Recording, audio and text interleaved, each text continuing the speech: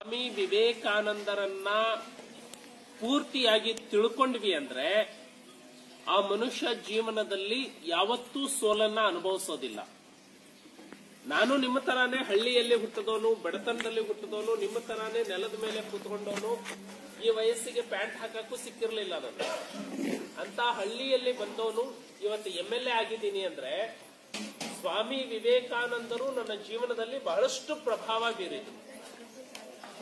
ಒಂದು ಸಾರಿ ವಿವೇಕಾನಂದರು ನಡ್ಕೊಂಡು ಹೋಗ್ತಾ ಇರ್ಬೇಕಾದ್ರೆ ಮಂಗಗಳು ಬೆನ್ನತ್ತಿದ್ವು. ಗೊತ್ತಾ ಸ್ಟೋರಿ? ಅದು ಗೊತ್ತಿಲ್ಲ, ನಿಮ್ಮ ಮೇಷ್ಟ್ರು ಹೇಳಿಲ್ಲ. ಸ್ವಾಮಿ ವಿವೇಕಾನಂದರು ನಡ್ಕೊಂಡು ಹೋಗ್ತಾ ಇರ್ಬೇಕಾದ್ರೆ ಮಂಗಗಳು ಬೆನ್ನತ್ತಿದ್ವು. ಸ್ವಾಮಿ ವಿವೇಕಾನಂದರು ಓಡ್ಲಿಕ್ಕೆ ಶುರು ಮಾಡಿದ್ರು. ಅವಾಗ ದೂರದಿಂದ ಯಾರೋ ಒಬ್ರು ಕೂಗಿ ಹೇಳಿದ್ರು. ಏನಂತ ಹೇಳಿದ್ರು? ಓಡಬೇಡ, ನಿಂತು ಎದುರಿಸು ಅಂತ. ಏನ್ ಹೇಳಿದ್ರು? ಓಡಬೇಡ ಅಂತ ಹೇಳಿದ್ರು. ಅವರ ಜೀವನದಲ್ಲಿ ಅದು ಬಹಳ ದೊಡ್ಡ ಪ್ರಭಾವ ಬೀರ್ಬೇಕು. ಅವರು ಓಡ್ತಾ ಇದ್ದವರು ತಕ್ಷಣ ನಿಂತರು, ಎದುರಿಸಿದ್ರು. ಮಂಗಗಳು ಹೆದರಿ ಹೋದ್ವು. ಅದು ಅವರ ಜೀವನದಲ್ಲಿ ಬಹಳ ದೊಡ್ಡ ಪರಿಣಾಮ ಬೀಳ್ತು. ಅವ್ರಿಗೇನು ಅರ್ಥ ಮಾಡ್ಕೊಂಡ್ರು ಅಂದ್ರೆ ಜೀವನದಲ್ಲಿ ಕಷ್ಟಗಳು, ಸಮಸ್ಯೆಗಳು ಈ ಮಂಗನ ತರ ನಮ್ಮನ್ನ ಬೆನ್ನ ಹತ್ತುತ್ತವೆ. ನಾವು ಓಡ್ಲಿಕ್ಕೆ ಶುರು ಮಾಡಿದ್ರೆ ಅವು ನಮ್ಮ ಹಿಂದೆ ಬರ್ತಾವೆ. ನಾವು ಓಡ್ಲಿಲ್ಲ, ನಿಂತು ಎದುರಿಸಿದ್ವಿ ಅಂದ್ರೆ ಸಮಸ್ಯೆಗಳು ಹೆಂಗೆ ಮಂಗಗಳು ಓಡ್ ಹೋದ್ವಲ್ಲ ಹಂಗೆ ಓಡ್ ಹೋಗ್ತಾವೆ. ಹಾಗಾಗಿ ಸಮಸ್ಯೆ, ಕಷ್ಟ ಬಂದಾಗ ಏನು ಮಾಡಬೇಕು? ನಿಂತು ಎದುರಿಸಬೇಕು. ಓಡ್ ಹೋಗೋದು ಅಂದ್ರೆ ಆತ್ಮಹತ್ಯೆ ಮಾಡ್ಕೊಳ್ಳೋದು.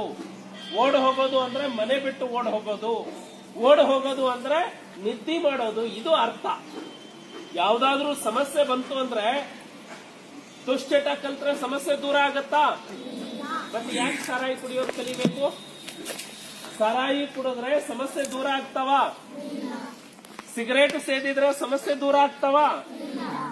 ಸಾರಾಯಿ ಕುಡಿಯೋರಿಗೆ ಕೇಳಿದ್ರೆ ಹೇಳ್ತಾರೆ, ಬಹಳ ಟೆನ್ಷನ್ ಇದೆ ಅದಕ್ಕೆ ಕುಡಿತಾ ಇದೀವಿ ಅಂತ. ಕುಡಿದ್ರೆ ಟೆನ್ಷನ್ ಹೋಗುತ್ತೆ. ಹಾಗಾಗಿ ನಾನಂತೂ ಕುಡಿಯೋದು ಕಲ್ತಿಲ್ಲ. ನೀವು ಕಲಿತೀರಿ? ಯಾರೂ ಕಲಿಯಲ್ಲ ಅಲ್ಲ? ಇನ್ನು ಎರಡನೇ ಘಟನೆ, ಒಂದ ಸಾರಿ ವಿದೇಶದಲ್ಲಿ ಇದ್ದಾಗ, ಸ್ವಾಮಿ ವಿವೇಕಾನಂದರು ವಿದೇಶದಲ್ಲಿ ಇದ್ದಾಗ ಗೂಳಿ ಅಟ್ಟಿಸ್ಕೊಂಡು ಬಂತು. ಗೂಳಿ ನೋಡಿದಿರಿ? ಅದು ಎಲ್ಲರಿಗೂ ಹಾಯ್ತಾ ಬರ್ತಾ ಇತ್ತು. ಎಲ್ಲರೂ ಹೆದರಿ ವಿದೇಶದಲ್ಲಿ ಸೈಡ್ ಓಡ್ಬಿಟ್ರು. ಸ್ವಾಮಿ ವಿವೇಕಾನಂದರು ಅವರ ಶಿಷ್ಯರ ಜೊತೆಗೆ ಅದೇ ರಸ್ತೆಯಲ್ಲಿ ಹೋಗ್ತಾ ಇದ್ರು. ಗೂಳಿ ದೂರದಿಂದ ಓಡಿ ಬರೋದು ಗೊತ್ತಾಗ್ತಾ ಇತ್ತು. ಸ್ವಾಮಿ ವಿವೇಕಾನಂದರು ಹಿಂದೆ ಸರಿಲಿಲ್ಲ, ಸುಮ್ಮನೆ ಹೋಗ್ತಾ ಇದ್ರು. ಒಂದು ಸ್ಥಳದಲ್ಲಿ ಸ್ವಾಮಿ ವಿವೇಕಾನಂದರು ಅಚಲವಾಗಿ ನಿಲ್ತಾರೆ. ಅವ್ರ ಜೊತೆಗಿದ್ದವರೆಲ್ಲ ಹೆದರಿ ಸೈಡ್ ಸೇರ್ಕೊಂಡು ಬಿಡ್ತಾರೆ. ಗೂಳಿ ಓಡಿ ಬರುತ್ತೆ. ಅದು ಒಂದು ಸ್ವಲ್ಪ ದೂರದಲ್ಲಿ ಅದು ಅಚಲವಾಗಿ ನಿಲ್ಲುತ್ತೆ. ಗೂಳಿ ಸ್ವಲ್ಪ ಹೊತ್ತು ಸ್ವಾಮಿ ವಿವೇಕಾನಂದರನ್ನ ನೋಡತ್ತೆ, ಸುಮ್ಮನೆ ವಾಪಸ್ ಹೊರಟು ಹೋಗುತ್ತೆ. ಇದನ್ನ ಸ್ವಾಮಿ ವಿವೇಕಾನಂದರೇ ಹೇಳ್ಕೊಳ್ತಾರೆ.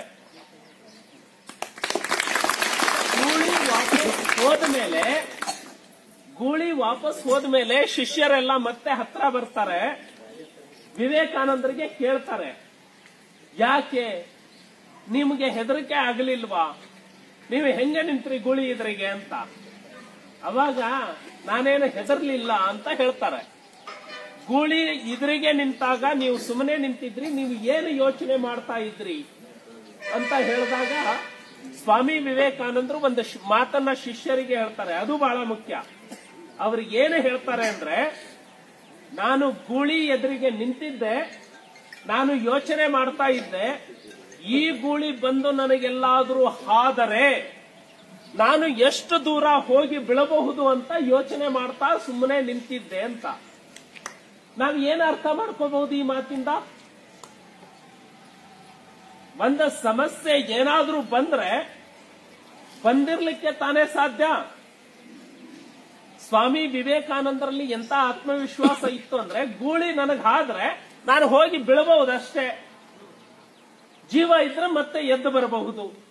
ಅದನ್ನು ಮೀರಿದ್ದೇನಾಗಲ್ಲ ಅಂತ ಹೇಳಿ ಅವ್ರು ಹೆಂಗೆ ಯೋಚನೆ ಮಾಡಿದ್ರಲ್ಲ, ಹಾಗೇನೆ ನಮ್ಮ ಜೀವನದಲ್ಲಿ ನಾವು ಕಲ್ಕೋಬೇಕಾಗಿದ್ದೇನು ಅಂದ್ರೆ, ಯಾವ್ದಾರ ಗುಳಿ ಬಂದ್ರೆ ನೀವು ಇದ್ರಿಗೆ ನಿಂತ್ಕೊಳ್ಳಿ ಅನ್ನಲ್ಲ.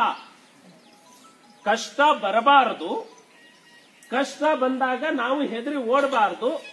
ಒಂದ ವೇಳೆ ಬಂದೇ ಬಿಟ್ರೆ ಏನಾಗಬಹುದು ಬಹಳ ಅಂದ್ರೆ ಒಂದ್ ಸ್ವಲ್ಪ ನೋವಾಗಬಹುದಲ್ವಾ? ಅದು ಬಿಟ್ರೆ ಇನ್ನೇನಾರ ಆಗುತ್ತಾ? ಸ್ವಾಮಿ ವಿವೇಕಾನಂದರು ಹೇಗೆ ಈ ಗೂಳಿ ನನಗ್ ಆದ್ರೆ ನಾನು ಎಲ್ಲಿವರೆಗೆ ಹೋಗಿ ಬೀಳಬಹುದು ಅಂತ ಯೋಚನೆ ಮಾಡಿದ್ರು, ಹಾಗೇನೆ ನಾವು ಕೂಡ ಅಚಲವಾಗಿ ಎಸ್ ಈ ಸಮಸ್ಯೆ ಬಂದಿದೆ, ಏನಾಗಬಹುದು ಬಹಳ ಅಂದ್ರೆ ಸ್ವಲ್ಪ ನನಗೆ ಹಣಕಾಸಿನ ತೊಂದರೆ ಆಗಬಹುದು, ಸ್ವಲ್ಪ ನಾನು ಯಾವುದೋ ಯೋಜನೆ ಹಾಕೊಂಡಿದ್ದೆ ಅದು ಮುಂದಕ್ಕೆ ಹೋಗಬಹುದು, ಇಲ್ಲ ಇನ್ನೊಂದು ಸ್ವಲ್ಪ ಕಷ್ಟ ಪಡಬೇಕಾಗಬಹುದು. ಇಷ್ಟು ಬಿಟ್ರೆ ಏನಿಲ್ಲಲ್ಲ. ಅದು ಸಮಸ್ಯೆಗಳನ್ನ ಎದುರಿಸುವಂತಹ ವಿಧಾನ.